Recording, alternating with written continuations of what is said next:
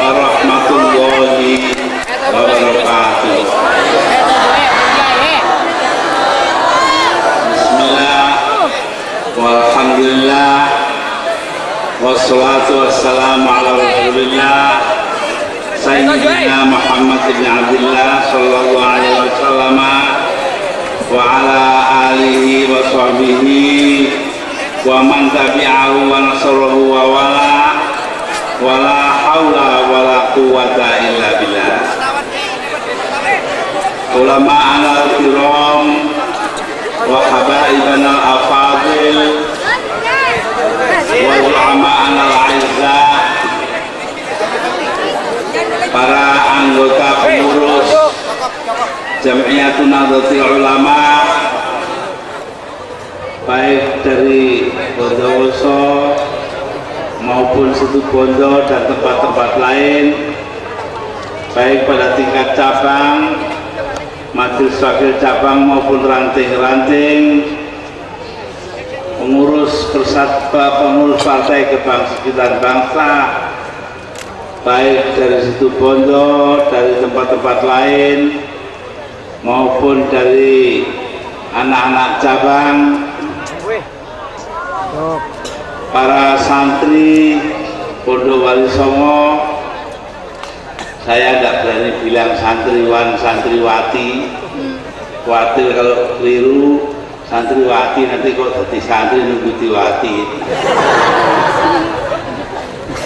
Rupanya sudah ngerti istilahnya. Para hadirin wal hadirat, khususnya kepada yang al-mukarram yang saya muliakan, al-walidul fadil Kiai Ahmad Sofyan dan akhina al-mukarram Kiai Khalil As'ad Syamsil Arifin. Alhamdulillah, malam ini kita bisa kumpul di Pondok Wali Songo untuk ada halal bihalal. Halal bihalal itu adanya cuma di Indonesia, tempat lain tidak ada.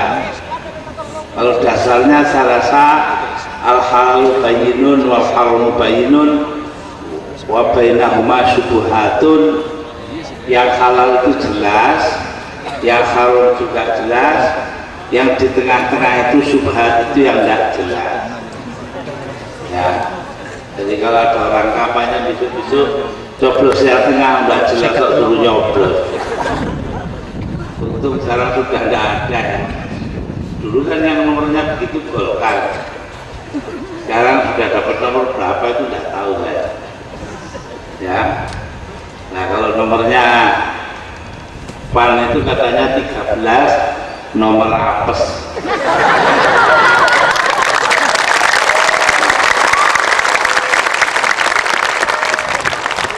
Nah PDI Perjuangan nomor 18 katanya seorang paranormal, yaitu Empu Joko Budo. Itu paling baik nomor 18 itu mendatangkan untung kalau dipakai judi, lainnya judi itu.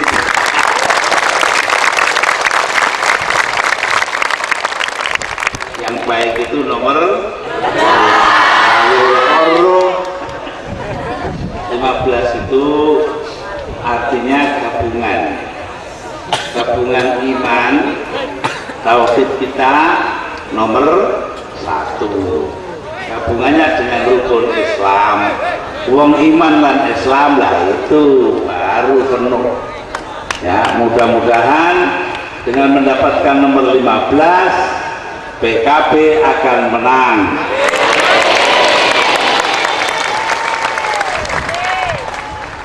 Nah dalam rangka halal bihalal, di samping kemari saya tadi ke Pondok Sukorejo ya, tetapi Kiai Fawaid tidak ada, jadi yang ngoni cuma nyanyi saja.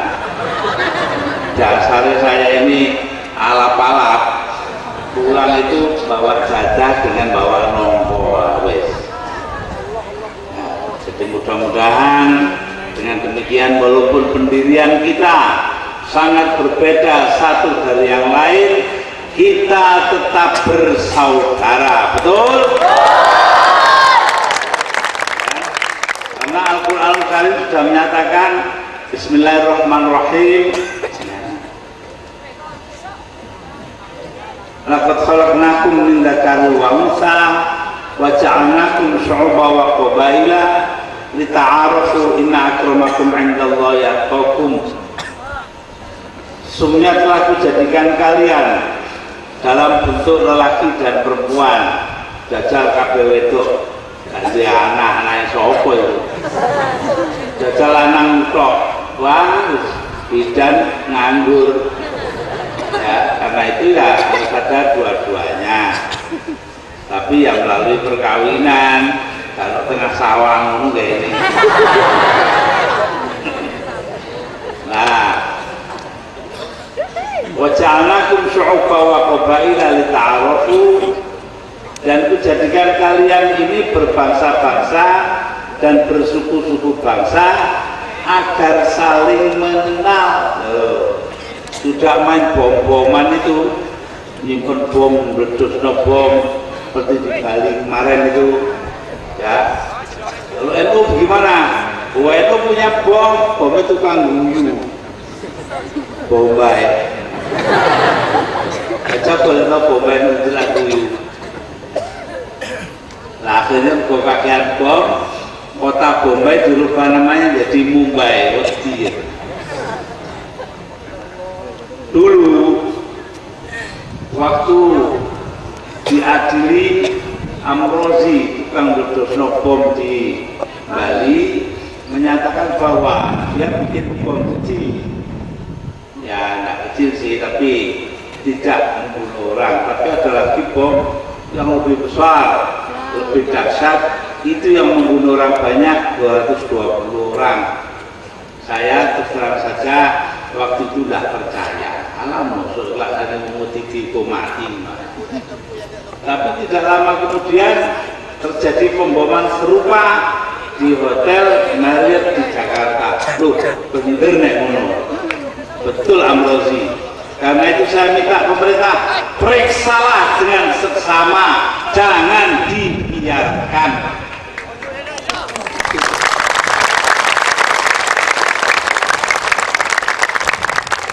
Berapa bulan kok nggak pernah diperiksa, itu gimana? Ada contoh lagi ini.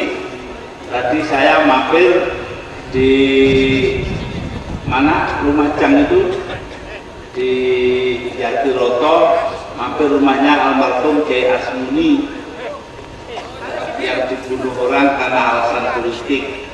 Waktu itu semua orang dari Kapolri ke bawah sampai ke sektor-sektor, termasuk juga Ketua Umum PBNU menyatakan itu kriminal murni. Sayalah satu-satunya orang yang ngomong tidak, itu motifnya politik, harus dilacak.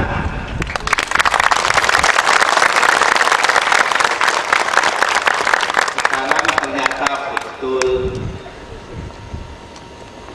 yang membunuh itu seorang keturunan Tionghoa, suruhan orang tukang mateni wong, bunuh itu. Nah, ngapain ada orang Tionghoa kok marah sama Kiai Asmuni suruh mateni? Ya mesti ada maksudnya tuh. Mesti ada maksudnya. Di sini saya minta Kapolri tolong periksa lagi.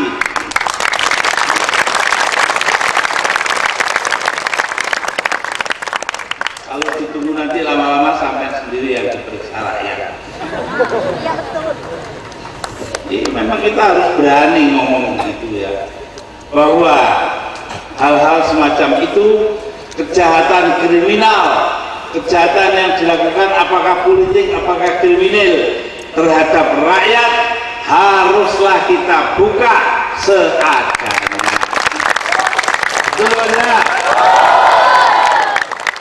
Ini kalau tidak begitu percuma jadi alat negara. Ya, karena apa? Karena ada yang disembunyikan. disembunyikan. Nah ini yang tidak benar itu yang disembunyikan itu. Siapapun orang itu setinggi apapun pangkatnya harus tunduk kepada undang-undang, kepada hukum.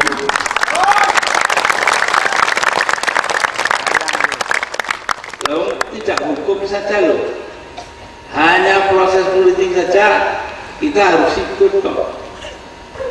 Masa Pak, iya contohnya saya ini presiden, waktu itu diperiksa oleh Pansus Bulog Gate dan Bulog United, tidak didapati kesalahan apa-apa.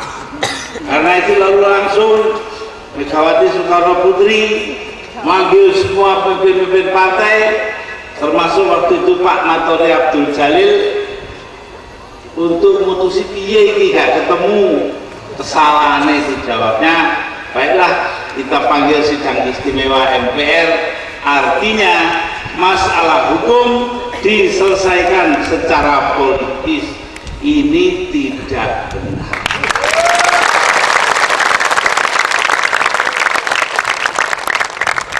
Tetapi walaupun demikian, karena itu keputusan badan tertinggi negara ini, saya tunduk. Banyak orang situ Bondo ikut tanda tangan kalau perlu mati mempertahankan kepresidenan saya. Jawab saya cuma sepele saja. Di Indonesia tidak ada jabatan pemerintah atau jabatan negara setinggi apapun yang harus dipertahankan dengan tetesan darah. Kalau keyakinan mati-matian, seperti kedaulatan hukum, sekarang ini umpamanya ada yang berani nggak perlu kedaulatan hukum, tak parani. Saya mati pun tidak apa-apa kalau itu. Itu untuk mempertahankan jabatan, karena jabatan itu barang kecil. Barang kecil, tidak ada artinya jabatan itu. Jika itu tidak ada artinya. Buktinya sekarang ini saya tidak pakai pers, di mana-mana pidato, yang ikut saya itu semuanya ngomongnya apa? Ngomongnya Gus Dur sampai akan jadi presiden lagi loh. Ya, jadi karena itu tidak perlu kita ngotot-ngotot mempertahankan jabatan. Ini orang segini banyak yang katanya tadi 900.000 itu kan menunjukkan kecintaan luar biasa dari rakyat kepada cita-cita perjuangan, bukan kepada orang per orang. Maaf, saya dari awal dulu selalu mengatakan saya sam'an wa ta'an kepada Kiai Ahmad Sofyan. Kenapa? Bukan karena beliau itu orang begini, orang begitu.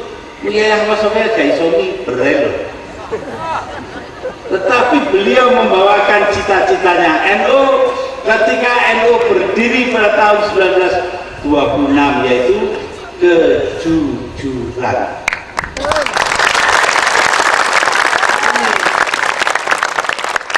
Jadi karena itu saya belani mati-matian, walaupun teman-teman saya kadang-kadang nggak paham. Ya biar dulu, lama-lama kan paham-paham sendiri. Lu sekarang sudah paham, ya teman-teman saya sudah pada tekan semua sekarang itu SK PKB, DPC PKB di situ Bondo setelah Munasus Mustafsus musyawarah cabang khusus. Nah ini artinya apa? Apa yang benar sejak semula tampak di mata kita, baru belakangan disadari orang. Nah, Kiai Ahmad Sofyan begitu itu kan sudah dari dulu, zaman kita belum merdeka, beliau sudah dianggap.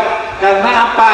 Selalu perkataan beliau sesuai dengan kenyataan. Itu yang penting. Nah sekarang Kiai Ahmad Sofyan sudah menjadi milik bersama.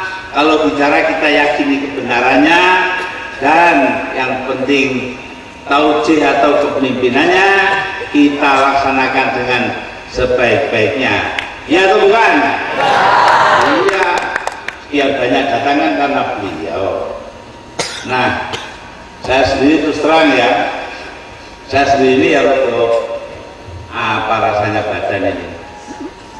3 hari yang lalu saya meninggalkan lapangan terbang Tel Aviv 2,5 jam terlambat karena pesawatnya rewel. Sampai di London, di Inggris ternyata tidak bisa ngejar pesawat yang mau ke Singapura sudah jalan. Saya terpaksa tinggal di hotel nunggu pesawat besoknya. Nunggu pesawat, ya namanya orang nunggu pesawat tak bisa tidur. Besoknya naik pesawat juga tak bisa tidur, pikirannya macam-macam. Sampai di Singapura tadi pagi jam 8, pulang sampai di Indonesia jam setengah 12 sampai saya belum sampai ke rumah ini, entah besok dijewer, entah diapakan oleh istri, saya tidak tahu ya. Pokoknya baru mulai. Sebab apa? Saya ingat malam ini harus sowan ke Kiai Ahmad Sofyan dan Kiai Khalil. Yang saya sowan ke Kiai Abdul Alim di Sidogiri, dan sorenya saya acara di Probolinggo melantik pengurus baru karena pengurus yang lama ketuanya dicopot melanggar peraturan pemerintah PP 153 tahun 2000. Lho bupati ini menengah dasar. Besok-besok kalau kampanye tak puneno ini. Ya tahu orang Lumajang. Ya bupati kok koyo ngono. Nah, jadi itu. Nah, sekarang ini saya berada di sini, alhamdulillah hilang kesel kabeh mergo iso sowan kepada Kiai Ahmad. Yo iya, ngampung tangane wong alim pisan wis hilang kabeh. Dan ketemu juga dengan Gus Khalil. Ini. Nah, para saudara, kita berhalal bihalal, yang punya adat begini ini orang Indonesia tok, lainnya tidak ada. Bahkan Indonesia saja tidak semua. Muhammadiyah tidak mau halal bihalal. Rupanya podo tapi jarene silaturahimi ya wes kono. Memang silaturahimi ada dalilnya. Nah kalau halal bihalal tidak pakai dalil, ya nggak apa-apa, ajar ngono ya. Bedo itu biasa. Pada tahun 1928 terbit majalah Suara NU.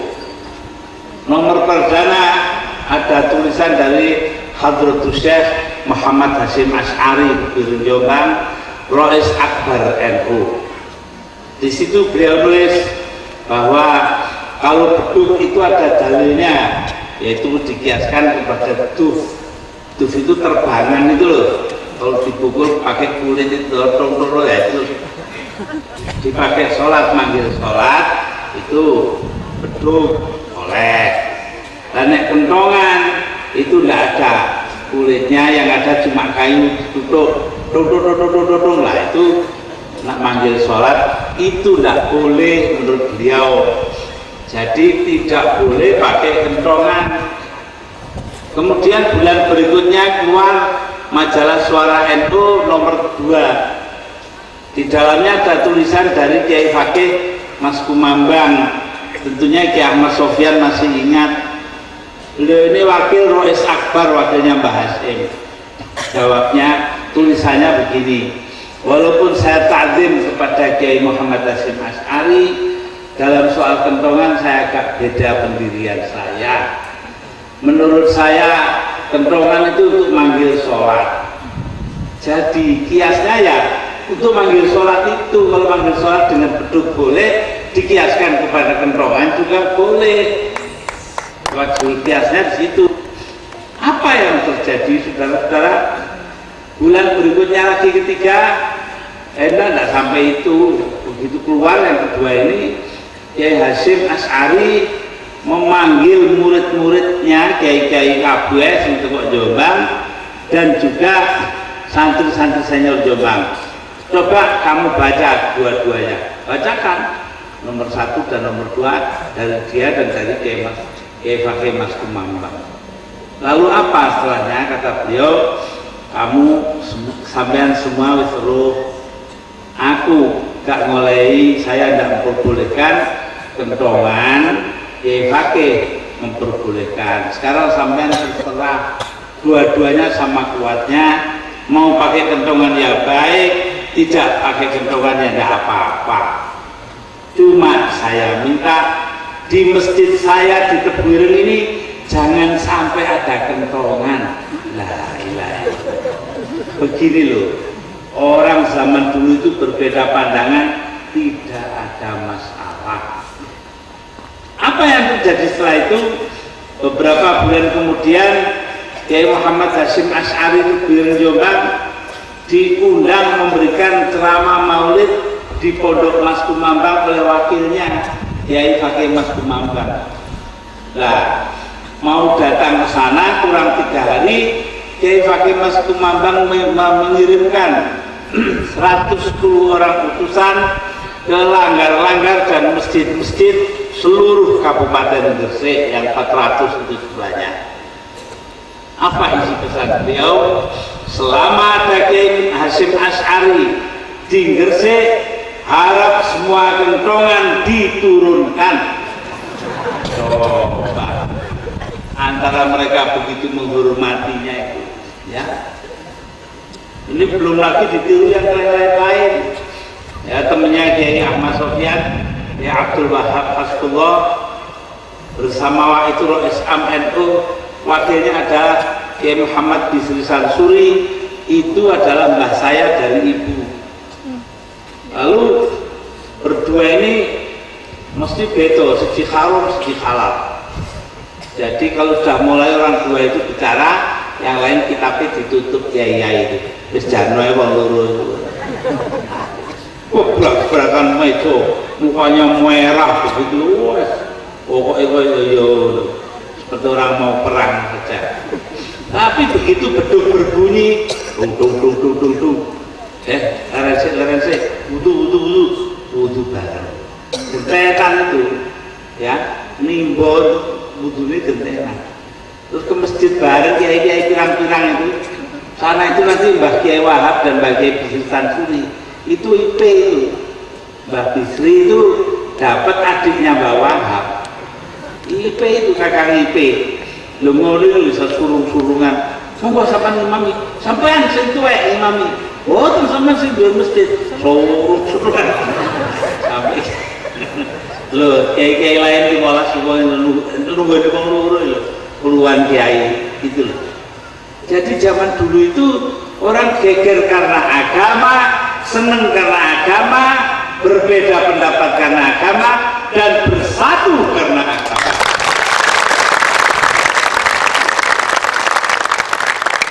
Jadi tidak ada kepentingan sendiri masuk di dalamnya. Saya harapkan sampean semua juga begitu. Kalau milih nanti milih karena agama. Umpamanya loh ya. Di antara sampean ada anggota PKP, Partai Kalah Perang. Sekarang PKPI punyanya siapa? Ini Edi Sudrajat. Punya PKP, Partai Kalah Perang. Nah itu kalau sampai nyoblos PKP coblos, saya ridho asal itu lillahi ta'ala. Nah, tapi kira-kira ngono, ridhonya Allah itu adanya di dalam PKP.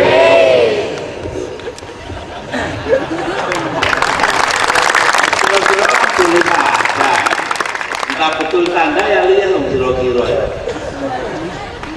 Ya, saya ini dulu 1 tahun sebelum PKB lahir, saya dibilangin seorang istikharah. Yai, saya tadi malam istikharah. Ya, di mana? Sampai kok pakai pil KB. Itu dulu lu masa saya pakai pil KB. Sampai kok damel pil KB bahasa Jawa ini. Damel itu artinya bisa pakai, bisa membuat, gitu loh. Saya mau pakai pil KB wis tuwek Bu. Setelah anak saya sudah punya cucu bara saya ini. Lah itu kalau pakai, kalau membuat saya tidak punya pabrik obat, jadi betul ngertos pokoknya kalau ruwin itu sampai damel pil KB gempon. Setahun kemudian oleh PBNU ditetapkan saya justru membuat sebuah partai baru. Saya ngejak konco wong wolu, orang 8 teman saya ini sidang dengan saya 9 orang, duduk bareng, kita bicara perlunya partai baru gini gitu. Satu orang nanya, nah ini nanti namanya apa? Salah satu lagi yang lain bilang, ya Partai Kebangkitan Bangsa saja, singkatannya PKB. Saya itu ketahui gitu ya, dulu katanya PKB. Gak apa-apa, masih kaitannya PKB, burinnya PKB ya apa. Nah, para hadirin dan hadirat, ini semua menunjukkan bahwa di dalam berpolitik pun kita harus menggunakan keikhlasan. Tidak bisa begitu saja berikhlas, bisa. Saya ini terus terang, kalau duduk di meja makan, ya sebulan sekali dulur-dulur, adik saya perempuan itu Al-Hidayah Golkar, yang kedua PKU, Partai apa? Bangkitan Umat apa itu namanya? Ya, bikinannya Pak Yusuf Hasim itu. Terus yang keempat, Luis Gendeng Maneh. Saya ini nggak nyoblos. Apa namanya itu? Golput. Terus di sini mana? Saya belum tahu Mas mau jadi apa. Ya wis kakak, yang penting ikhlas kabeh. Ada ikhlas kabeh saiki kabeh muni, aku yo PKB kok. Jadi nek dikalahi karo ikhlas, semua orang juga akan ikut PKB. Nah ini. Nah kalau sekian banyak orang ini 900.000 orang situ Bondo itu ke PKB, artinya memang PKB partainya orang ikhlas.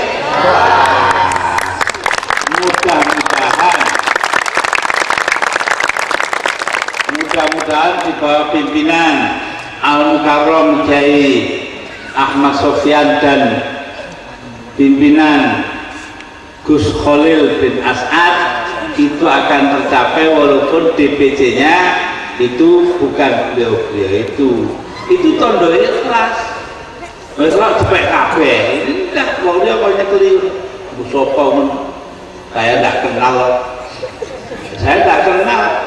Sampai sekarang aja enggak hafal. Terus ketua Dewan Suro DPC siapa, ketua Dewan Tafsir DPC Situbondo. Pokoknya yang penting sing gawe Yai Ahmad Sofyan sudah selesai sudah.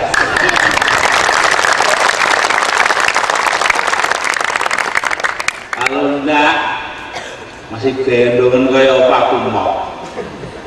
Ya itu begitu, itu orang berpartai seharusnya ikhlas kepada orang yang memimpin kita. Betul apa tidak? Ini padahal pimpinan partai politik itu tidak gampang. Katanya seorang penyair Torofa Ibn Abad, sebelum lahirnya Nabi Muhammad SAW, termasuk syair jahili, ya, ini nifati politik jelek sekali. Walasta bimustabiqin akhon la talumuhu ala syu'afin ayyul jalimu muharram. Kamu bukan orang pertama yang menyakiti saudaranya. Anggita enak tanya kalau partai politik ini disakiti terus-terusan oleh orang. Nah, kalau pakai dan pakai ya monggo, tapi kalau yang betul-betul memegang partai jujur-jujuran itu sakit, karena yang akan menikam kita itu saudara kita sendiri. Saya itu dengan Megawati kurang apa? Iya, saya itu pernah diminta itu loh Megawati Soekarno Putri mengumpulkan kiai-kiai Betawi. Sudah kumpulkan 40 orang susah payah nyusuli siji-siji, akhirnya ngumpul di Langgar di Suro, di belakang rumahnya di Kebagusan. Kiainya duduk dengan tenang enaknya, Megawati masuk blek dalam masjid, di pundaknya gendong kiri, kurang ajar. Jadi ya yang membunuh kita saudara kita sendiri. Nah, mari ngomong apa yang masuk dulu ngomong kalau ya ini nunggu kiri. Nah itu satu contoh. Makanya betul walasta mustabidin akhon latalumuhu ala syu'asin ayyul jali madhabu.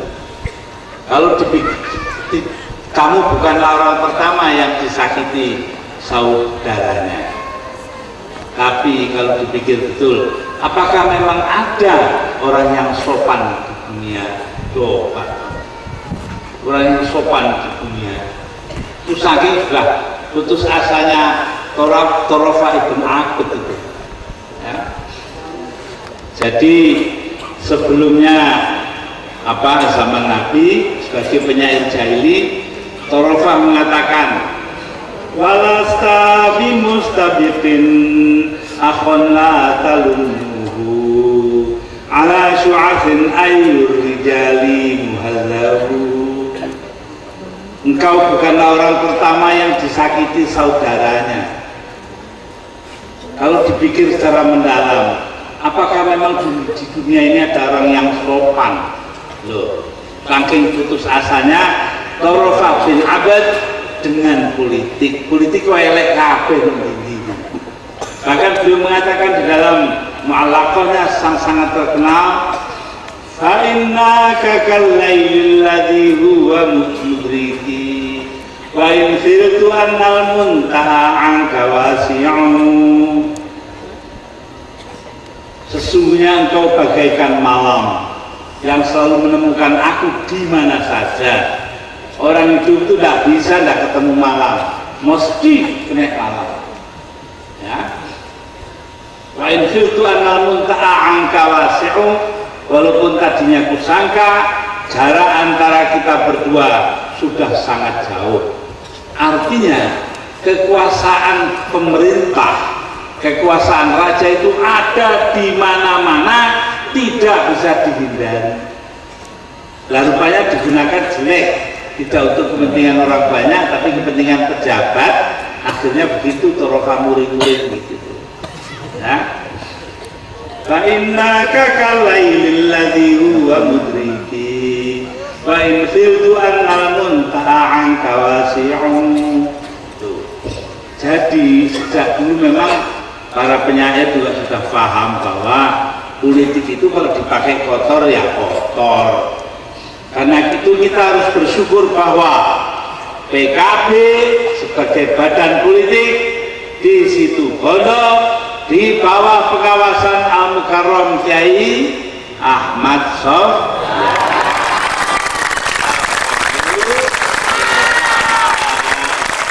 Ini saya enggak guyon Kiai, ngosok atuh-atuh dari Jakarta guyon ya enggak. Saya serius ini. Tapi ini kan bagian politik ya. Ada penyair lain namanya Cita. Oh, penyanyi saja boleh kok, penyair nggak boleh itu. Ya, katanya Umrul Qais Al-Kindi. Ala ayyuhal lailu tawilu alan jali. Isbahin famal isbahu fika bihamfali. Wahai malam yang panjang, benarkah engkau mempunyai suku? Kayak kok semengi tidak enak suku belas. Karena dia itu kalau suku ingat kekasihnya. Oh, ini udah pagi-pagi supaya saya bisa metungi. Dia itu ala ayyuhal lailu tawilu alanjali bisbahin fama isbahu fika bihamsari. Ya lain sudah ini di Pondok Wali Songo saya tidak berani terus-teruskan, nanti malah di sini gak karuan pisang. Coba toh, ada penyair mengatakan ya, wa in takut saat dibini kholikotun fasulli tiabi min tiabi kita suli. Kalau ada dariku tingkah laku yang salah, maka pisahkanlah bajuku dari bajumu. Lah mana apa kok ngambil itu? Sing seneng satu itu. Loh lah ya lah, tadinya ngapain kok bajunya sampai kumpul itu loh. Itu ya. Nah sudah, saya tidak berani hitung-hitung lagi di pondok ini diarani karu-karuan apa. Nah, para hadir dan hadirat, kita akan memasuki pemilu tidak lama lagi. Saya tidak kampanye, ini belum waktunya kampanye ya, tidak kampanye ini hanya cerita apa yang dituju PKB gitu loh. Jadi jangan jalani kampanye. Kalau ada orang datang, ini belum waktunya kampanye Pak. Loh, kamu bisa bedakan nggak kampanye dengan tidak kampanye? Kalau joblok apa bedanya? Kampanye itu sampai nyoblos soal, itu kampanye. Nah kalau saya cuma cerita bahwa partai A akan bekerja begini, ya kampanye itu.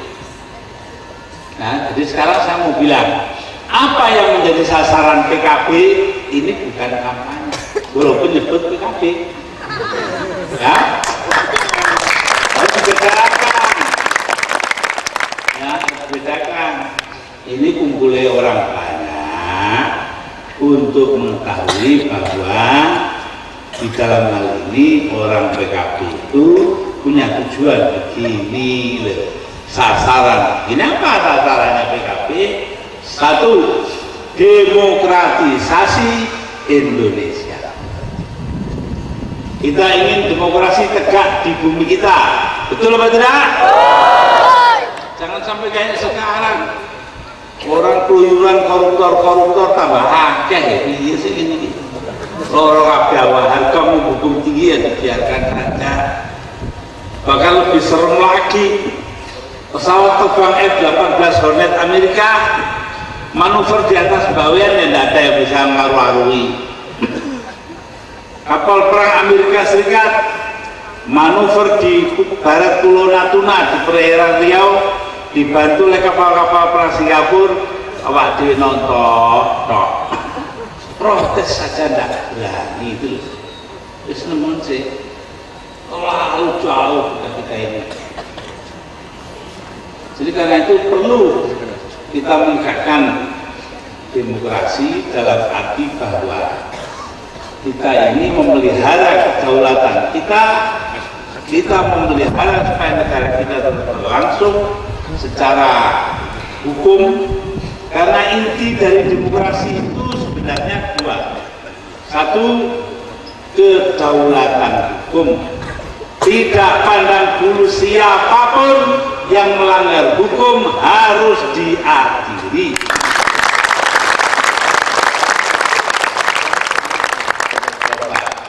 Beberapa tahun yang lalu, saudara siapa itu yang mati di ribut-ribut gereja dibakar, dirusak, kan ada yang mati kan?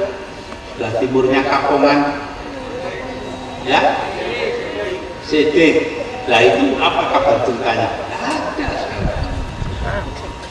Nah, mesti ada yang bersalah. Kalau ada orang mati mesti ada yang membunuh. Nah itu cari, nggak mau cari karena waktu itu yang menyuruh itu ada. Siapa yang nyuruh? Saya tahu tapi tidak mau ngomong. Loh kenapa? dan tidak ada buktinya. Dan ada buktinya di tangan mereka disembunyikan. Dan orang-orang itu sekarang jadi pejabat negara. Pak Islam menentang, jadinya nggak tahu-tahuan. Baru-baru ini ada pembunuhan di Podoroto, Jatiroto, Pak Kiai Asmuni. Saya tadi mampir sana, kasihan saya. Dua muridnya, dua putrinya mondok di Sidogiri di tempatnya almarhum Kiai lupa saya itu, Kiai sudah meninggal, Gus Husain. Saya tahunya yang namanya Gus Husain. Meninggal sana. Saya tanya, sampai di mana mondoknya? Di sana Pak, tapi sementara enggak pulang, enggak kesana. Kenapa? Ya wis tak golekno anak wong NU sampai mati membela NU, harus kita urusi sampai jadi wong pinter, betul? Yang di kampungan juga begitu. Saya bilang wis saiki keluarga sampean ijik kuat bayari, mene-mene besok-besok sampean sampai harus jadi dokter, saya yang ngurusi. Nah ini baru NU itu karuan, PKB baru jelas itu. Karena apa? Karena pengorbanan beliau-beliau itu bukanlah barang mainan. Pengorbanan darah dan nyawa itu untuk kepentingan bersama. Kiai Asmuni itu nggak ada apa-apanya, tahu-tahu dipateni wong. Ya karena tidak ada buktian, kita semua tahu siapa yang bunuh. Ya, awas besok-besok saya menasihkan lagi, kita urus dari awal.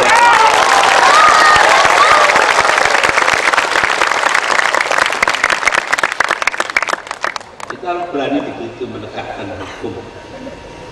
Di samping tegaknya kedaulatan hukum, maka ada satu unsur lagi bagi demokrasi, yaitu perlakuan yang sama terhadap semua warga negara di muka undang-undang.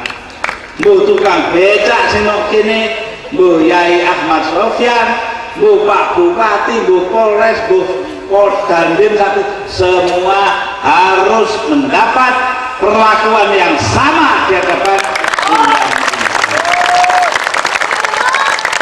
Artinya kalau salah dan melanggar hukum ya harus dihukum. Kalau tidak ya nggak apa-apa, terserah, nggak ada masalah.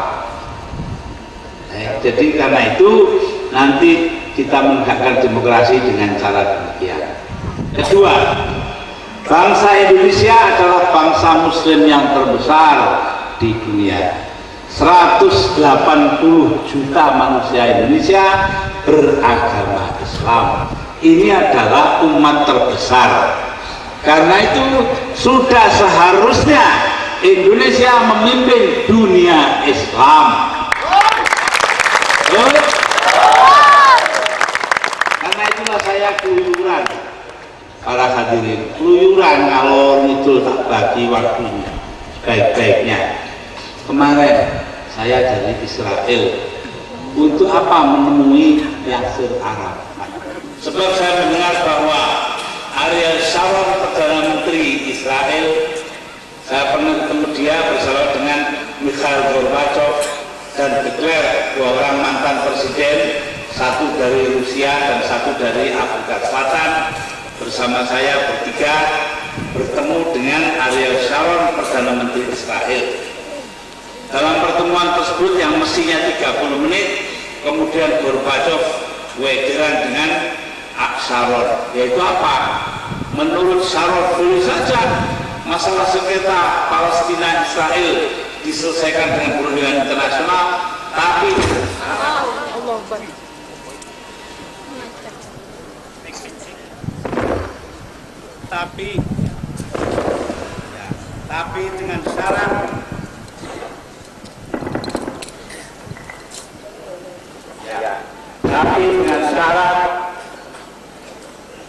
dengan syarat bahwa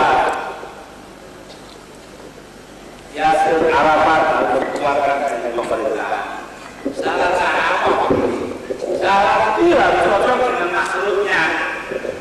Kalau di kitab mana saja syarat dan masrur harus sama. Nah itu kok enak aja Rasulullah bilang tidak pakai hasil Arafat buang. Terus Gorbachev marah, berdua berkelahi. Yang mestinya kita hanya 30 menit diterima syarat, akhirnya menjadi 3 jam.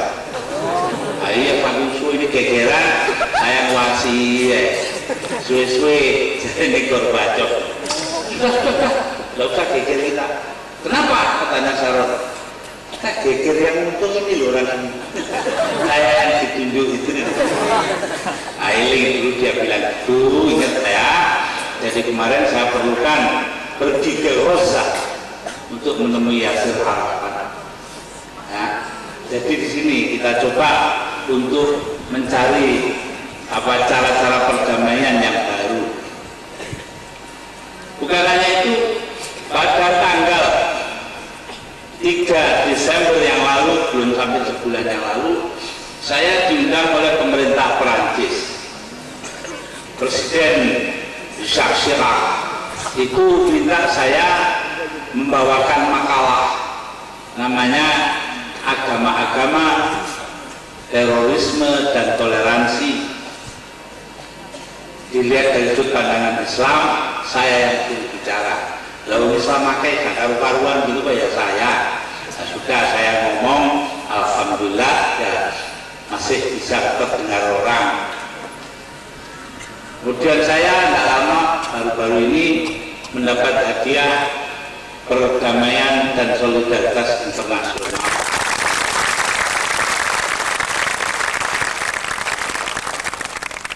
Begitu di Korea saya juga mendapat hadiah perdamaian daripada Yayasan John Fitzgerald Kennedy.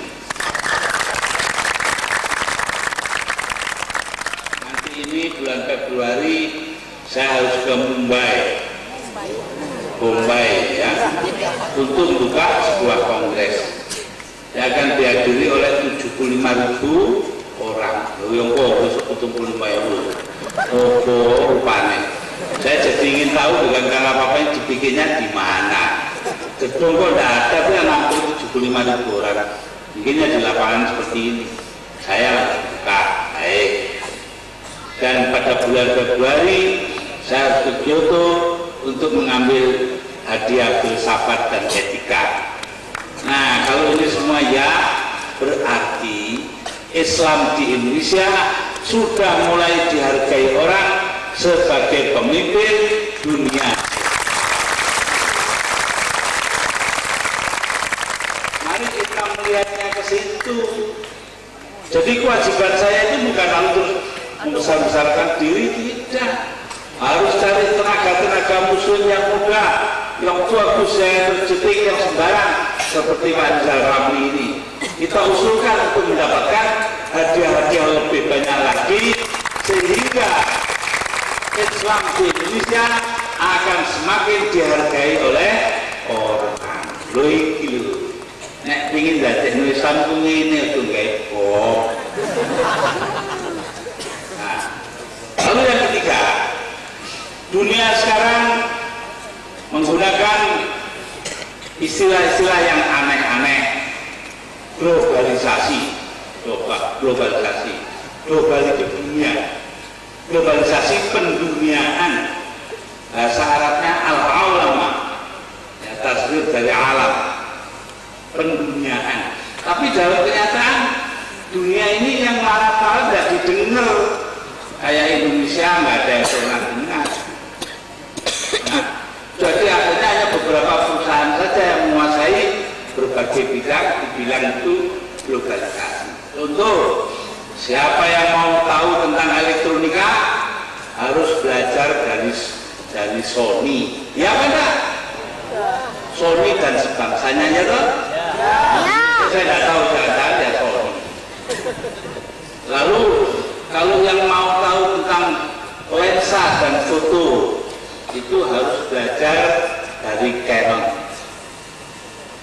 Yang ingin naik pesawat terbang dengan baik dan buat pesawat terbang, ya harus belajar dari Boeing, pesawat terbang, pabrik pesawat terbang di Seattle, Amerika Serikat. Yang mau bikin komputer harus belajar dari IBM International Business Magazine.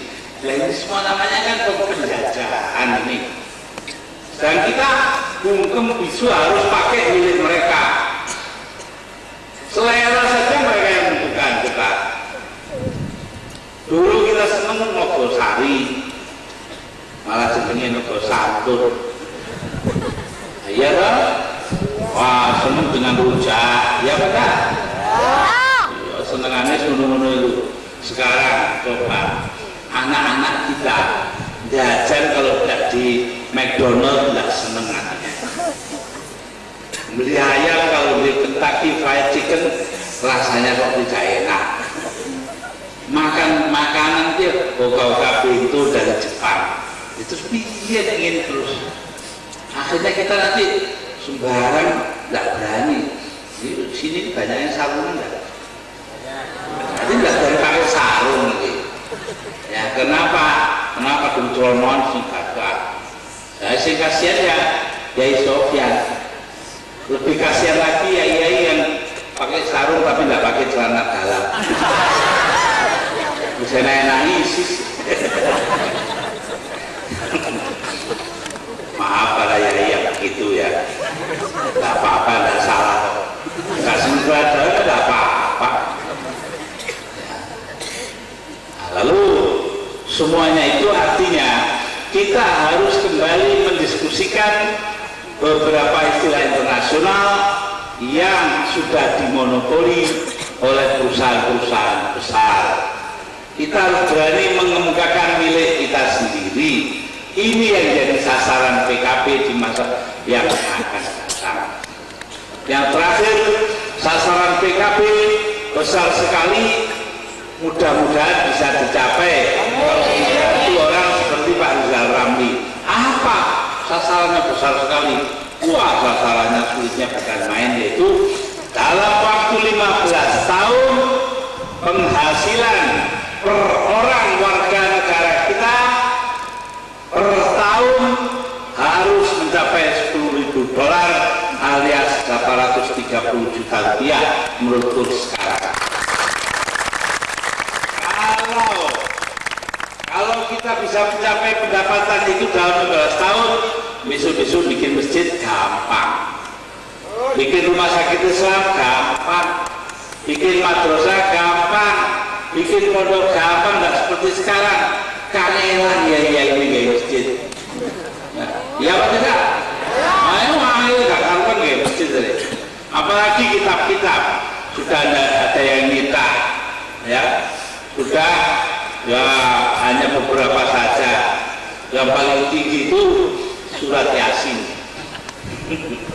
Surat Yasin kecil itu Rp50 bijinya itu. Ditanya Menara Kudus.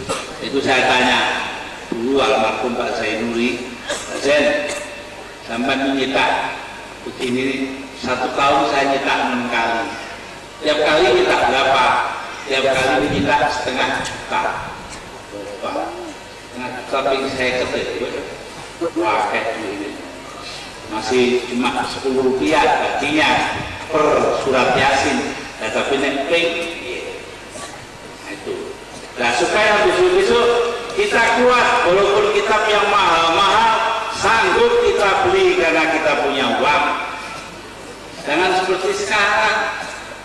Saya rasakan dulu zamannya ngaji Fathul Qorib angel oleh ngapal, ngaji Fathul Mu'in begitu tambah angel, pindu masalahnya banyak sekali. Terus naik ngaji Fathul Wahab, wadah soalnya banyak, wa illa falah kalau tidak begini tidak, si kleru mau coba apa. Pulang dari pondok gue angel mana perlu biaya besar baca Fathul Mizan, buka sarung. Angel biayanya mahal, buka sarung jangan disangka murah. Tanya kayak Mas Sofyan, dulu sampai keluarga banyak uang nggak ya waktu ngaji Fathul Mizan? Ya nggak apa-apa lah, tapi maksudnya begini, kalau kita ini kaya raya, punya uang banyak, kita bisa membeli apa yang kita mau. Dan pengen seperti sekarang, maaf saja, saya kemarin berpuasa ngaji Qatrun Nada Nahwu Jil 113 halaman. Mulai sedih-sedih pinggir tok, karena saya tidak bisa lihat, jadi orang saya suruh baca terus saya maknani. Nah, rencana saya tahun depan mau baca Syarah Hikam. Ya, Syarah Hikam itu loh, ada menteri kita namanya MAS Hikam, Muhammad Athaillah Shahibul Hikam. Nah, itu nama kitab, ini guys ini wong. Ya, jadi itu kitab yang mulainya bunyinya Idfin wujudaka fi ardul humul, kuburkan dirimu dalam-dalam pada bumi kekosongan. Artinya apa? Jangan punya pamrih terlalu besar. Apa-apa yang ikhlas. Jadi pamrih itu soal kedua. Nah, di dalam Syarhul Hikam itu ada sebuah kata yang akhirnya dipakai menjadi dasar dari NU. Apa kata Shahibul Hikam? Beliau mengatakan dalam kitab Syarhul Hikam, la tashab man la yudilluka ilallahi haluhu wa la yadulluka ilallahi maqaluhu. Jangan kau jadikan guru. La tashab itu artinya orang yang perilakunya tidak membangkitkan kamu kepada Allah dan kata-katanya tidak menunjukkan kamu kepada Allah. Loh. Jadi asal orang kok apa ya, tingkah lakunya itu tidak menunjukkan kepada Allah, kata-katanya tidak, ya jangan. Yang gampang itu sih enak, yang sulit itu menentukan ini menunjukkan kepada Allah atau tidak. Ini apalagi di kota-kota besar sekarang ada sebuah masjid ya, jejer dengan sebuah rumah, rapat betul. Di rumah itu kebetulan ada radio, suaranya lantang sekali, nggak bisa dikecilkan. Jadi waktu kiainya mau ngimami, ya Bismillahirrahmanirrahim, gini sampai mandi yang mikir, ternyata lagunya bunyi, lagunya lagu Manuk Dadali.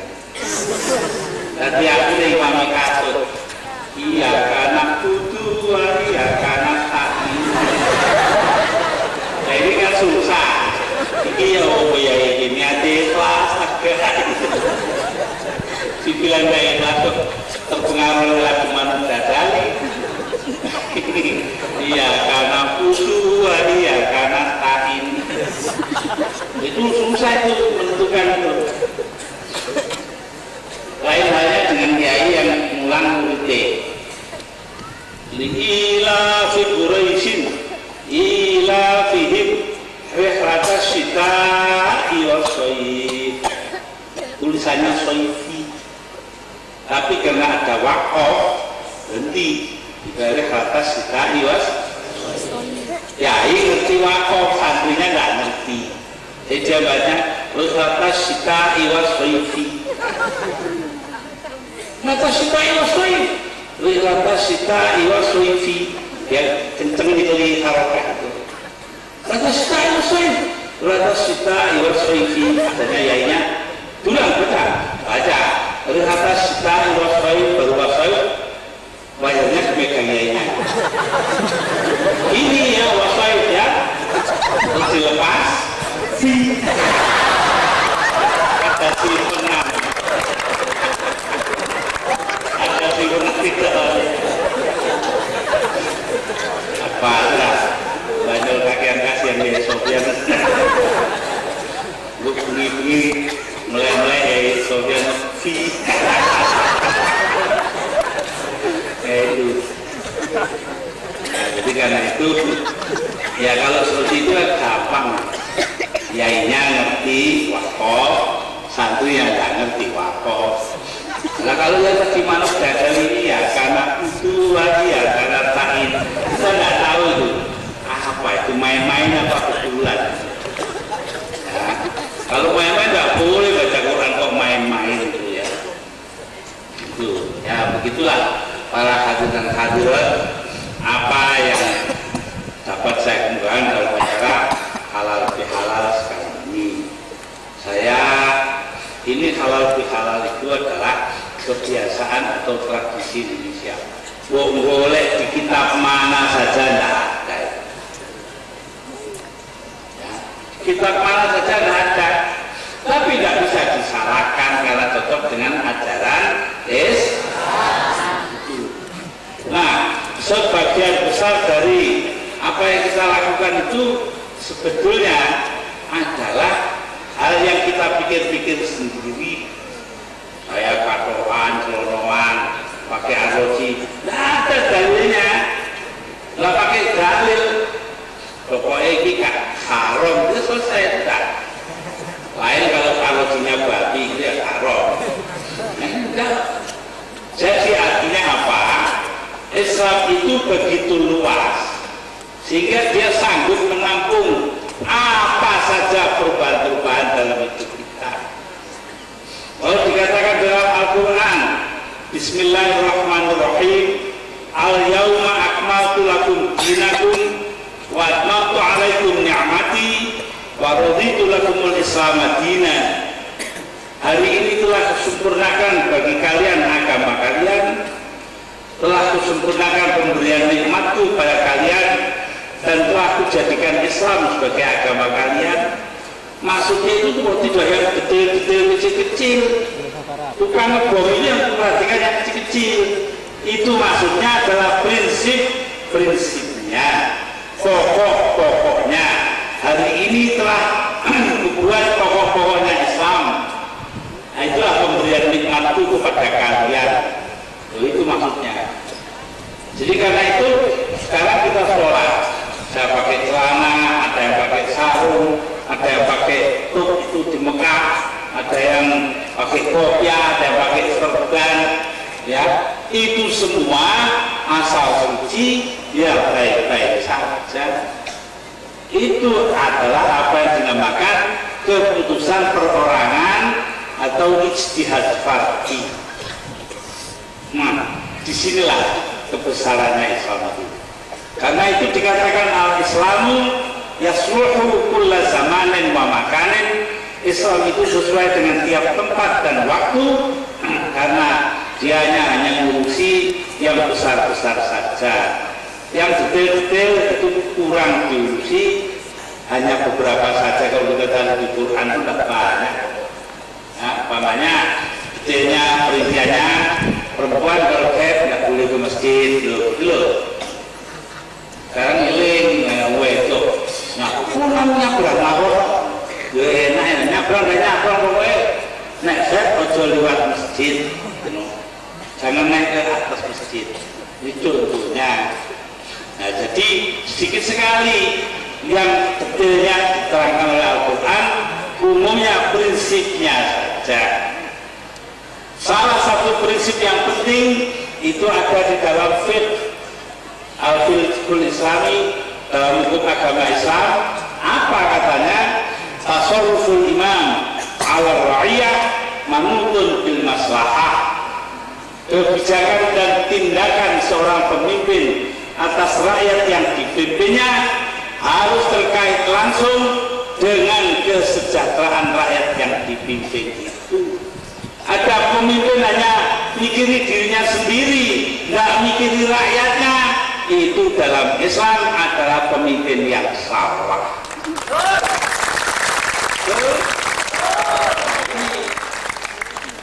Karena itu masalah adalah menjadi sangat penting, keadilan. Islam itu mementingkan adil dan juga mementingkan rofahah. Dua-duanya membentuk kata kesejahteraan. Yang waktu undang-undang dasar kita dibuat, memang kata kesejahteraan belum ada. Karena itu di sana dikatakan tujuan kita adalah mendirikan negara yang adil dan makmur. Negara yang adil dan makmur, negara yang makmur dalam keadilan dan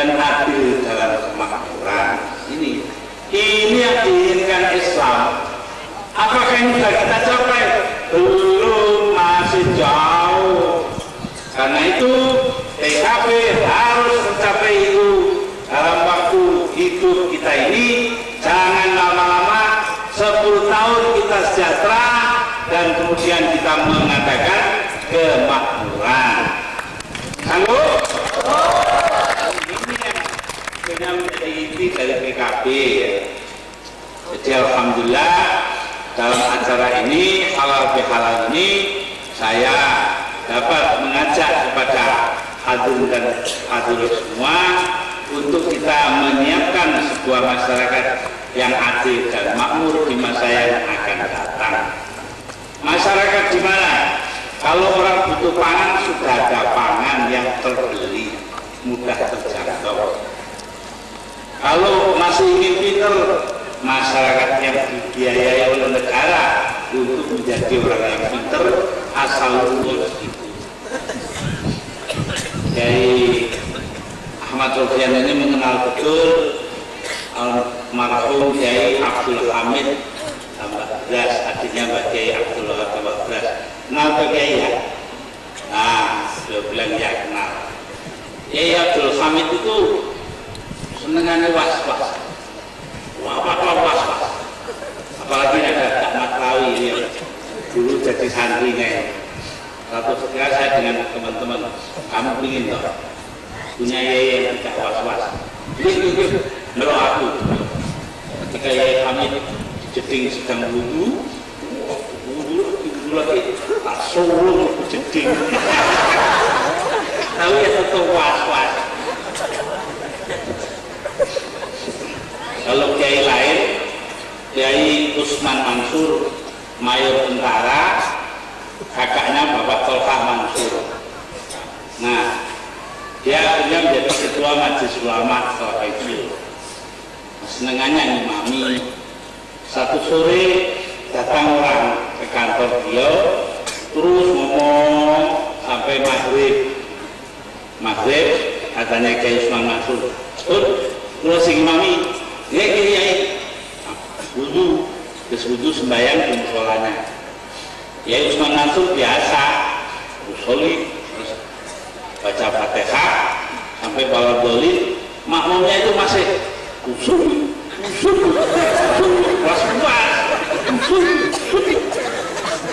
Nah, waktu Pak Usman Mansur habis baca surat, ya, muridnya ini tinggal satu kata nggak bisa ngomong, makmuman lillahi, kan tinggal dua kata lillahi ta'ala itu.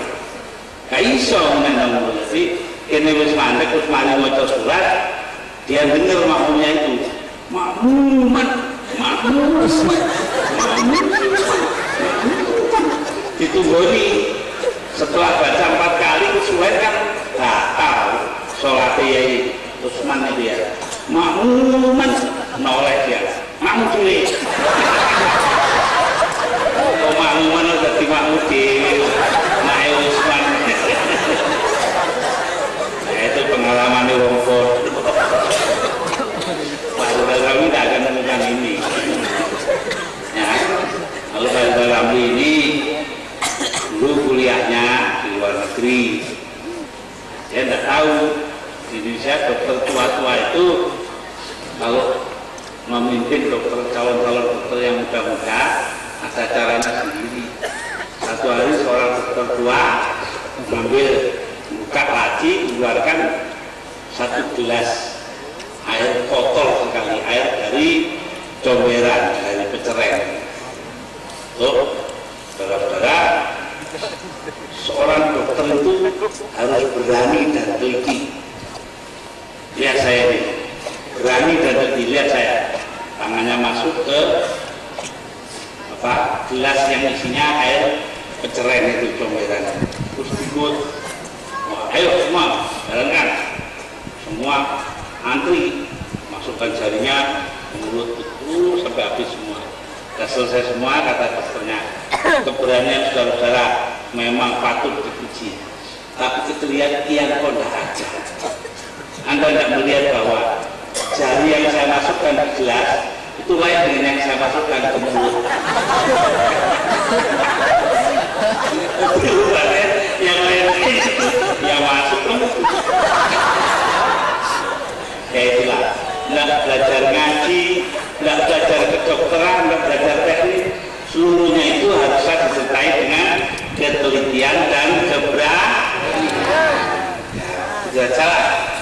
nanti kalau kebanyakan banyol lama-lama hilang pengajiannya. Tidak lain saya minta maaf atas segala kekurangan dan kekhilafan baik terhadap rakyat Situbondo maupun terhadap rakyat-rakyat PKB yang lain. Sebagai Ketua Umum Dewan Syuro tentu banyak kesalahan yang saya perbuat. Dengan demikian saya minta maaf sebesar-besarnya ya. Dan di samping itu marilah kita berdoa kepada Allah Subhanahu wa taala, mudah-mudahan pengorbanan yang diberikan akan diberikan imbalan oleh Allah Subhanahu wa taala. Marilah kita bacakan untuk rohnya Bapak Kiai Asmuni Yadiroto yang dibunuh karena motif politik. Kita bacakan Fatihah ala hadhihi niyah wa kulli niyatin sholihah. Al-Fatihah.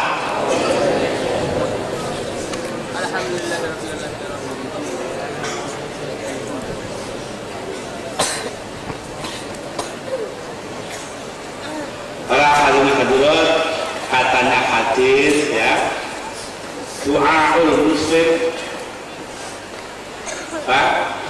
doa silahul mukmin.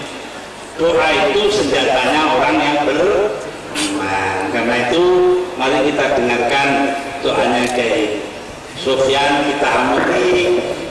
Kalau enggak nanti sampai pulang untuk setan baru jawabannya. Allahumma inna na'lamu Tuhan guna kami lanana itu ya Allah kami iman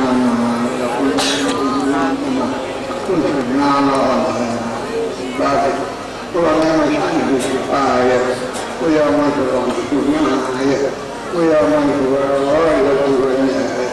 ya Allah kami isinya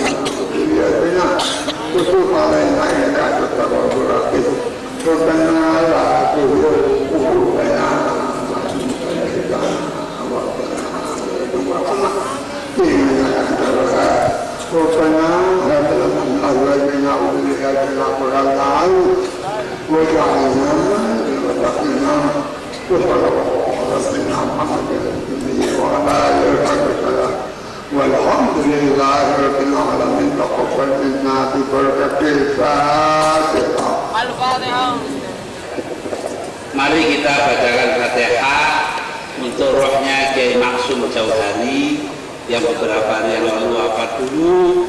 Waktu saya ngisi yang terakhir dulu itu ada Kiai Maksum. Nah, beliau sudah jauh-jauh dari Kediri dalam keadaan sakit menghormati. Mari kita bacakan Fatihah untuk roh beliau. Ala hadhihi niyah wa kulli sholihah. Al